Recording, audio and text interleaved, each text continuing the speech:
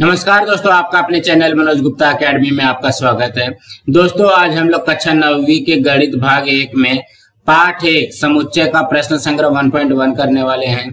दोस्तों अभी तक आप लोगों ने इस चैनल को सब्सक्राइब नहीं किया तो प्लीज सब्सक्राइब और चैनल लाइक कीजिए और अपने फ्रेंड्स के साथ शेयर कीजिए। दोस्तों बाकी विषय के भी प्रश्न उत्तर के वीडियो बना करके अपलोड किया गया है, उसका लिंक आपको डिस्क्रिप्शन बॉक्स में दिया गया है, आप लोग वहां पर जाकर के देख सकते हैं। तो आइए अब हम चालू करते हैं प्रश्न संग्रह 1.1। 1.1 को स्टार्ट करने के पहले हम लोग उसके कुछ बेसिक पार्ट देख लेते हैं ताकि हम लोग जो है 1.1 बहुत ही अच्छी तरीके से कर सके।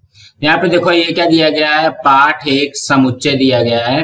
तो सबसे पहले हम लोग ये इस पाठ में क्या क्या सीखने वाले हैं, यहाँ पे दिया गया समुच्चय। समुच्चय का परिचय क्या है, मतलब समुच्चय होता क्या है वो सीखेंगे, समुच्चय के प्रकार सीखेंगे, वेन आकृति सीखेंगे, सम समुच्चय या उप समुच्चय सीखेंगे, विश्व समुच्चय और पूरक समुच्चय सीखेंगे, छेदन समुच्चय और संघ समुच्चय सीखेंगे और समुच्चयों के घटकों की संख्या सीखेंगे। तो यहाँ पे देखोगे क्या दिया गया, थोड़ा याद करें। नीचे कुछ चित्र दिए हैं, उसमें अपने परिचय के वस्तु समूह हैं। यहाँ पे देखोगे क्या दिया गया, देखो यहाँ पे फूलों का गुच्छा, चाबियों का गुच्छा, पक्षियों का समूह, कापियों का गट्ठा और संख्याओं का समूह। ये सब चीजों को देखते हुए हमको क्या यहाँ पे समझ में आता है कि ये कोई भी चीज है उसको इकट्ठा करने के बाद, जैसे एक फूल है, एक फूल को हम लोग एक फूल कहेंगे, लेकिन यहाँ पे बहुत सारे फूल है तो उसको क्या कहेंगे, गुच्छा कहेंगे। फिर एक चाबी से बहुत सारी चाबियां हैं तो उसको क्या कहेंगे, गुच्छा कहेंगे। बहुत सारे पक्षी है तो उसको क्या कहेंगे, समूह कहेंगे। मतलब कहने का क्या मतलब है कि ये जो इकट्ठा करके रखते हैं उसी को हम लोग समूह, गुच्छा या ये सारे शब्द का उपयोग करते हैं। उपर्युक्त प्रत्येक वस्तु समूह के लिए हम विशिष्ट शब्द का उपयोग करते हैं। मतलब ये जो गुच्छा हो गया, समूह हो गया, गट्ठा हो गया, इन सभी उदाहरणों से संबंधित समूह के घटक हमें स्पष्ट रूप से बताना आता है। ऐसी वस्तुओं के समूह को ही क्या कहा जाता है, समुच्चय कहा जाता है। तो कहने का क्या मतलब है, समुच्चय क्या है, जो भी समूह के लिए जो शब्द का उपयोग किया जाएगा, ऐसे बहुत सारे शब्द होते हैं, उसी को हम लोग क्या कहते हैं, समुच्चय कहते हैं। अब यहाँ पे देखो क्या दिया गया, समूह की ओर गौर कीजिए। गांव के खुश बच्चे, कक्षा के होशियार विद्यार्थी। समूह के दो उदाहरणों में खुश और होशियार, इन दोनों शब्दों के अर्थ सापेक्ष है, अर्थात खुश वृत्ति और होशियार इन दोनों शब्दों का अर्थ स्पष्टता से व्यक्त नहीं कर पाते हैं। अब यहाँ पे देखोगे कैसे व्यक्त नहीं कर पाते हैं, जैसे यहाँ पे लिखा हुआ है गांव के खुश बच्चे। अब आप लोग बता सकते हो क्या कि कौन से बच्चे खुश है, कौन से बच्चे नहीं खुश हैं। आज ये बच्चा खुश है, कल दूसरा बच्चा खुश हो जाएगा।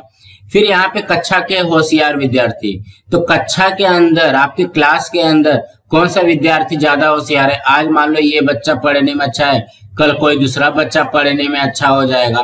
तो जब इस तरीके का हम लोग जब नहीं बता पाते हैं तो इसलिए ऐसे समूहों को समुच्चय नहीं कहा जा सकता। अगर इस तरीके का रहेगा, अगर सिर्फ ये दिया रहता कक्षा के विद्यार्थी तो वो समुच्चय होता, लेकिन यहाँ पे ये बोला गया कक्षा के होशियार विद्यार्थी, तो ये समुच्चय नहीं होगा।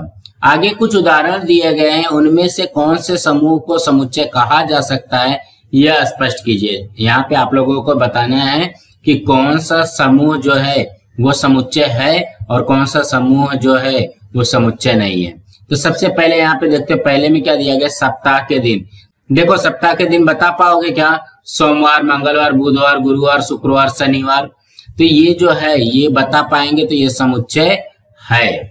उसके बाद में दूसरा, एक वर्ष के महीने, एक वर्ष में जनवरी, फरवरी, मार्च, अप्रैल, मई, जून, जुलाई, अगस्त, सितंबर, अक्टूबर, नवंबर, दिसंबर, ये भी बता पाते हैं तो ये भी समुच्चय है। उसके बाद में तीसरे में क्या दिया गया, कक्षा के पराक्रमी विद्यार्थी। अब ये देखो कक्षा में कौन पराक्रमी है कौन नहीं है हमको क्या पता, तो ये क्या हो जाएगा, ये समुच्चय नहीं होगा, ये समुच्चय नहीं है। चौथे में क्या दिया गया, आरंभ की 10 गणन संख्या। 10 गणन संख्या मतलब 1 2 3 4 5 6 7 8 9 10 ये बता सकते हैं, तो ये क्या हो जाएगा, ये समुच्चय है। उसके बाद में क्या दिया गया, पांचवें में महाराष्ट्र के मजबूत गढ़ या किले। महाराष्ट्र में तो बहुत सारे किले हैं, उसमें से कौन सा मजबूत किला है कौन सा नहीं मजबूत है ये हम लोग नहीं बता पाएंगे, तो ये समुच्चय नहीं है, समुच्चय नहीं है। हमारे सौरमंडल के ग्रह, हमारे सौरमंडल में कितने ग्रह हैं ये बताना पॉसिबल है। तो ये समुच्चय है। अब यहाँ पे देखते हैं कि ये जो समुच्चय है, ये जो सेट है, इसको हम लोग लिखते कैसे हैं, ये होता क्या है। तो यहाँ पे देखोगे आओ जाने, मतलब हम लोग को यहाँ पे समझ में आएगा। जिस समूह के घटकों को अचूक और स्पष्टता से व्यक्त कर सकते हैं उन समूहों को समुच्चय कहते हैं। मतलब इसमें एकदम स्पष्टीकरण होना चाहिए, थोड़ा सा भी डाउट नहीं होना चाहिए, तो वो समुच्चय हो जाएगा। समुच्चय को नाम देने के लिए साधारण ए बी सी या जेड तक जो भी आएगा, डी ई एफ, इनमें से अंग्रेजी वर्णमाला के बड़े अक्षरों का उपयोग किया जाता है। जब भी हम लोग कोई समुच्चय लिखेंगे तो उसमें से जो होगा कैपिटल अक्षर में ही लिखा जाएगा। समुच्चय के घटक दर्शाने के लिए स्मॉल ए बी सी, इनमें अंग्रेजी के छोटे अक्षरों का उपयोग किया जाता है। मतलब जो समुच्चय का घटक का मतलब क्या हो गया, ये समुच्चय के अंदर, जैसे ये है, इसको बोलेंगे समुच्चय ए, इसके अंदर का जो घटक रहेगा वो क्या रहेगा, स्मॉल में दर्शाओगे। कुछ भी लिखोगे यहाँ पे, ए से लेकर के जेड तक कुछ भी लिख सकते हो, लेकिन क्या होना चाहिए, इसके अंदर कैपिटल नहीं होना चाहिए, इसके अंदर बड़ा अक्षर नहीं होना चाहिए, छोटा ही अक्षर होना चाहिए, और जो बाहर रहेगा वो क्या हो जाएगा, बड़ा अक्षर हो जाएगा। ए या समुच्चय ए का घटक है, तो अगर देखोगे समुच्चय ए का घटक जो अगर ए है तो इसको हम लोग इस तरीके से लिखते हैं। देखो ए या समुच्चय ए का घटक है तो इसको कैसे लिखेंगे, ए, ये जो चिन्ह बना है ये क्या है, इसका घटक है, ऐसा लिखा जाता है। ए या समुच्चय ए का घटक नहीं है, ये दर्शाने के लिए क्या करेंगे, इसी को ये इस तरीके से लाइन खींच दिया तो ये ऐसा लिखा जाता है। अब यहाँ पे देखोगे, अब हम संख्याओं के समुच्चय को देखते हैं। यहाँ पे देखोगे ये इसी तरीके से लिखा है ना, यन का मतलब क्या हो गया, नेचुरल नंबर, प्राकृतिक संख्या। तो प्राकृतिक संख्या क्या होती है, 1 2 3 से लेकर के बहुत सारे होते हैं। तो यहाँ पे भी लिखा है प्राकृतिक संख्याओं का समुच्चय है, सेट ऑफ नेचुरल नंबर है। फिर ये डब्ल्यू का मतलब क्या हो गया, होल नंबर। होल नंबर में क्या होता है, जो प्राकृतिक संख्या होती है उसमें 0 और ऐड हो जाता है, तो 0 1 2 3 और ऐसे ऐसे बहुत सारे नंबर होंगे। यह पूर्ण संख्याओं का समुच्चय है, सेट ऑफ होल नंबर है। फिर ये है आई से क्या होता है, इंटीजर होता है। इंटीजर में क्या होगा, 0 1 2 ये तो रहेगा ही, उसके साथ साथ में -1 -2 -3, तो ये कौन सी संख्या हो जाएगी, ये पूर्णांक संख्याओं का समुच्चय हो जाएगा, सेट ऑफ इंटीजर्स है। अब यहाँ पे देखोगे क्यू जो है, क्यू ये सभी परिमेय संख्याओं का समुच्चय, सेट ऑफ रेशनल नंबर है। और आर यह वास्तविक संख्याओं का समुच्चय, सेट ऑफ रियल नंबर है। इसी तरीके से हम लोग लिखते हैं। अभी तक हमने क्या सीखा कि समुच्चय होता क्या है। अब यहाँ पे है समुच्चय लिखने की पद्धति, समुच्चय को किस तरीके से लिखा जाता है। तो समुच्चय लिखने की 2 पद्धतियां हैं। सबसे पहला है सूची पद्धति और दूसरा है गुण वर्णन पद्धति। तो सबसे पहले सूची पद्धति देखते हैं। तो देखोगे सूची पद्धति को ही लिस्टिंग मेथड और रोस्टर मेथड भी कहते हैं। तो यहाँ पे अगर एक चीज को ध्यान दोगे ना, तो यहाँ पे है लिस्ट लिखा हुआ है, LIST लिस्ट। लिस्ट का मतलब क्या हो गया, कोई भी चीज है उसका लिस्ट बनाना, 1 2 3 या किसी भी चीज का लिस्ट, ABC, इस तरीके से कॉमा दे करके इसका लिस्ट बनाया जाता है। इसीलिए इसको लिस्टिंग मेथड या सूची पद्धति कहते हैं। इस पद्धति में समुच्चय के सभी घटकों को धनु कोष्ठक में लिखा जाता है। देखो ये जो कोष्ठक बनी है, ये वाला, ये से लेके यहाँ तक है, फिर ये वाला यहाँ से यहाँ तक है, इसको क्या कहेंगे, धनु कोष्ठक में लिखा जाता है। और प्रत्येक घटक को अलग दर्शाने के लिए इसमें संलग्न घटकों के बीच अल्प विराम चिन्ह लगाया जाता है। अल्प विराम का मतलब क्या हो गया, ये जो कॉमा लगा हुआ है, यहाँ पे देखोगे ये जो कॉमा लगा हुआ है यही क्या है, अल्प विराम चिन्ह लगाया जाता है। इसमें घटकों का क्रम महत्वपूर्ण नहीं होता, किंतु सारे घटकों को केवल एक बार दर्शाना आवश्यक होता है। इसमें आप लोग घटक कुछ भी लिख सकते हो, जैसे यहाँ पे 1 2 3 सीरियली नहीं लिखोगे तो भी चलेगा, 2 3 1 भी लिखोगे तो भी चलेगा, ये धनु कोष्ठक हो जाएगा। या तो 1 3 2 लिखोगे तो भी चलेगा, लेकिन क्या होने चाहिए, सारे घटक होने चाहिए और सारे घटकों को एक बार दर्शाना चाहिए। एक बार दर्शाने का मतलब क्या हो गया, जैसे यहाँ पे उदाहरण में दिया गया रिमेम्बर, यहाँ पे देखोगे क्या क्या लिखा जाएगा, R लिखा जाएगा, M लिखा जाएगा, E लिखा जाएगा और B लिखा जाएगा। ये लिखा है देखो REMB। तो ये देखो कि धनु कोष्ठक में तो लिखा है REMB, अब बाकी नहीं लिखा। क्यों नहीं लिखा? यहाँ पे देखो R यहाँ पे भी है और यहाँ पे भी है, तो दो दो हो गया ना, तो दो नहीं लिखना है, सिर्फ एक ही लिखना है। MB जो है यहाँ पे देखोगे 2 बार है, E जो है यहाँ पे 3 बार है, इसीलिए नहीं लिखा गया है। उदाहरण 1 से 10 में विषम संख्याओं का समुच्चय सूची पद्धति में इस प्रकार लिखा जाता है। अब क्या करना है? 1 से 10 है, 1 से 10 में जो विषम संख्या है, तो विषम संख्या क्या होता है? 3, 5, 7, 9 है ना, तो ये 3, 5, 7, 9 लिख दिया। या तो इसको ऐसा भी लिख सकते हो 7, 3, 5, 9, मतलब इस क्रम में नहीं रहेगा, चलेगा। और दूसरा वाला उदाहरण कैसा दिया गया? रिमेंबर है, इसके अक्षरों का समूह REMB ऐसा लिखा जाता है। यहाँ रिमेंबर शब्द में अक्षर RME ये अक्षर एक से अधिक बार आए हैं, फिर भी समुच्चय में इन शब्दों को एक ही बार लिखा जाता है। तो जैसा अभी मैंने बताया कि REMB जो है बहुत बार आया है, लेकिन उसको एक ही बार। अब यहाँ पे है दूसरा है गुण वर्णन पद्धति। गुण वर्णन को क्या कहा जाता है? रूल मेथड और सेट बिल्डर मेथड।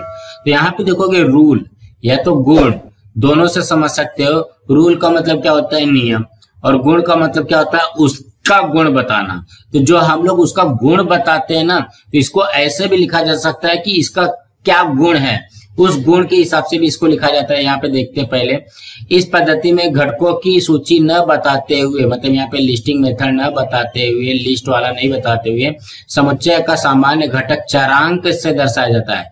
तो चरांक क्या होता है? A, B, C से लेकर के Z तक जो भी है, ये सब चरांक होते हैं। और उसके आगे खड़ी रेखा खींची जाती है। देखो यहाँ पे ये यक्ष से दिखाया है और ये खड़ी रेखा है। खड़ी रेखा के आगे चरांक का गुणधर्म बताया जाता है। तो यहाँ पे देखोगे क्या लिखा गया है? उदाहरण A बराबर धनु कोष्ठक में यक्ष, इसको क्या पढ़ते हैं? ऐसा है कि यक्ष ये जो नेचुरल नंबर है या प्राकृतिक संख्या का घटक है, और जो यक्ष की वैल्यू है वो 1 से बड़ी है और 10 से छोटी है। इसका वाचन कैसे करेंगे? समुच्चय A के घटक यक्ष, देखो समुच्चय A के घटक यक्ष ऐसे है कि ये जो खड़ी पाई है, इसको क्या पढ़ते हैं? ऐसे हैं कि यक्ष यह 1 और 10 के बीच की प्राकृतिक संख्या है, ऐसा किया जाता है। तो कहने का क्या मतलब है? देखो यही चीज यहाँ पे इस तरीके से हमको गुणवर्णन पद्धति में लिखना आना चाहिए। समुच्चय A, यहाँ पे आ गया समुच्चय A, फिर यक्ष ऐसे है कि ये जो लाइन है ये ऐसे है कि यक्ष यह 1 से 10 के बीच प्राकृतिक संख्या है, ऐसा किया जाता है।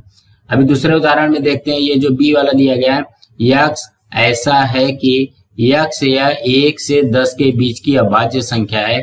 इसमें 1 से 10 संख्याओं में से सभी अभाज्य संख्याओं का समावेश होगा, इसलिए B इस समुच्चय को देखोगे 1 से 10 के बीच में अभाज्य संख्या क्या क्या आती है? 2, 3, 5, 7 ये रहेगा। तो इसको धनु कोष्ठक में इस प्रकार भी सूची पद्धति से लिखा जाता है। तो मतलब इसी को क्या किया गया है? सूची पद्धति में लिखा है। और ये इसका क्या हो गया? ये वाला जो है वो गुणवर्णन पद्धति हो गया। क्यों यह परिमेय संख्या का समुच्चय गुणवर्णन पद्धति से इस प्रकार लिखा जाता है? जो परिमेय संख्या होती है, तो परिमेय संख्या में क्या होता है? बटे में होता है, जैसे 4/3, तो ये क्या हो जाएगा? परिमेय संख्या हो जाएगा। तो Q इसको कैसे लिखेंगे? धनु कोष्ठक में P/Q ऐसा है कि P और जो Q है वो इंटीजर्स होते हैं। देखो P और Q जो होगा वो इंटीजर होगा। इंटीजर का मतलब क्या हो गया? पूर्णांक संख्या। जो P और Q है वो पूर्णांक संख्या का घटक है, और जो Q है वो क्या होता है? वो 0 नहीं होना चाहिए। मतलब यहाँ पे बटे में 0 नहीं होना चाहिए, ऊपर 0 होगा तो चलेगा। इसका वाचन Q ऐसा समुच्चय है जिसमें P/Q इस गुणवर्णन पद्धति की ऐसी संख्या है जिसमें कि P कोई भी पूर्णांक संख्या और Q शून्येतर पूर्णांक संख्या होगी। इस तरीके से इसको पढ़ा जाता है।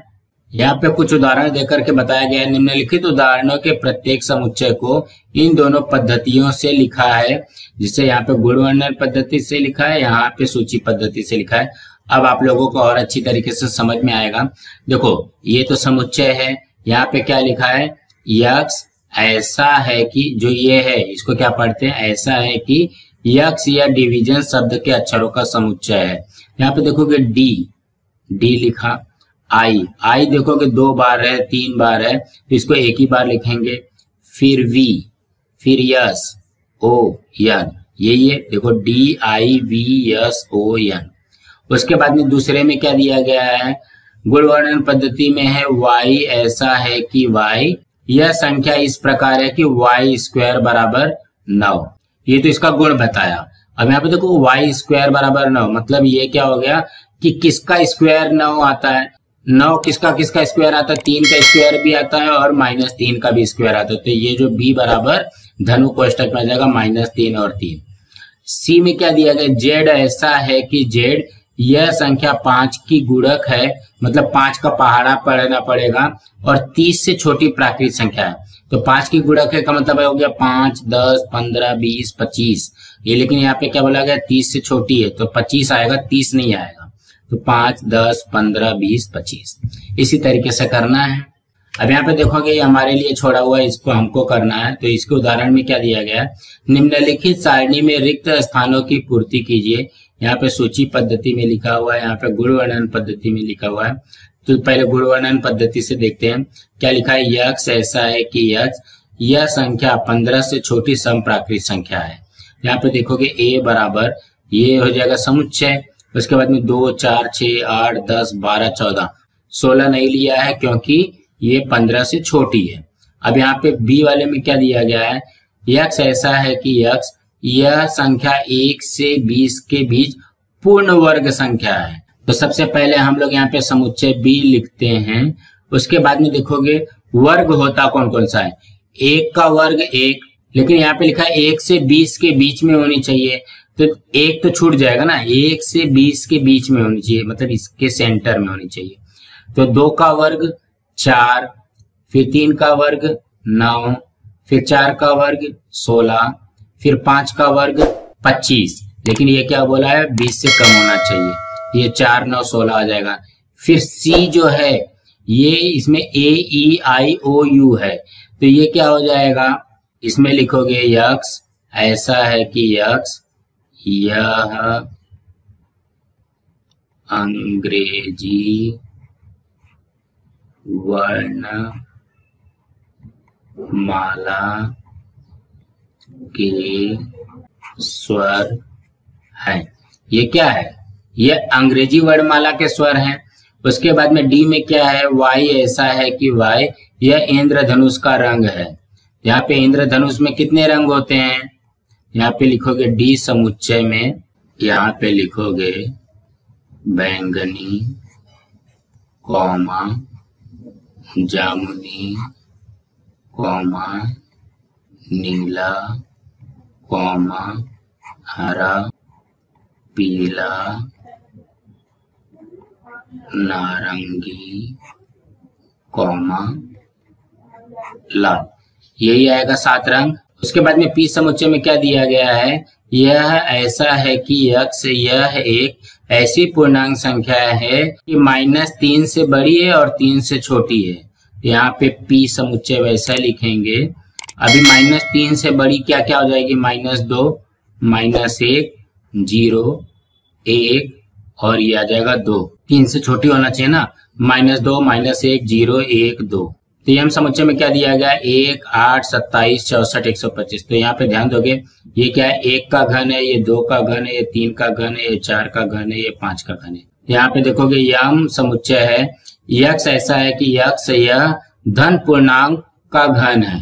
यहाँ पे देखोगे 1, 2, 3, 4, 5 इसका क्या है, ये घन है। सो दोस्तों आज हमारे यहाँ पे बेसिक पार्ट कंप्लीट हुआ।